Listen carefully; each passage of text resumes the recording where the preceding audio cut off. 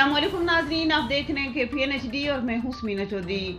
खबर शामिल करेंगे रावलाकोट से।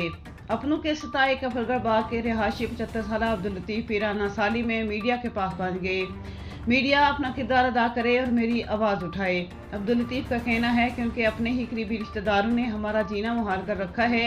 मैं दमे का मरीज हूँ और अपनी 2 नौजवान बच्चों की इज्जत की खातर घर में हूँ। 1995 में ज़मीन की खातर असलम नामी शख्स ने मेरी बीवी को कत्ल किया और ज़लज़ले में जेल से भाग गया, जो आज तक पकड़ा नहीं गया। इस ज़मीन को हथियाने के लिए इस कातिल का चचा राजा मोहम्मद इरशाद और उसका ख़ानदान मुझे और मेरे बच्चों को कत्ल करना चाहते हैं। इन बासर मुलज़मान ने मेरी ज़मीन पर जबरी कब्जा करके तामीरात शुरू कर रखी हैं। चंद बासर शख्सियात बेगम इम्तियाज़, प्रोफेसर अब्दुल जलील, मौलम तारक वगैरह उनकी पुष्टपनाही करते हैं, जिसके बायस हमारी सुनवाई नहीं हो रही। मुलजम हमारे घर पर पथराव करते हैं, गालम गलोच और हवाई फायरिंग करके हमें रसां करते हैं। मेरा एक ही बेटा है जो मजदूरी करता है। खदशा है कि उसे भी कत्ल कर दिया जाएगा। आला हुकाम, मीडिया, इंसानी हुकूक की तंजीमों से मेरी अपील है कि नोटिस लेकर तहफ़्फ़ुज़ दिलाएं।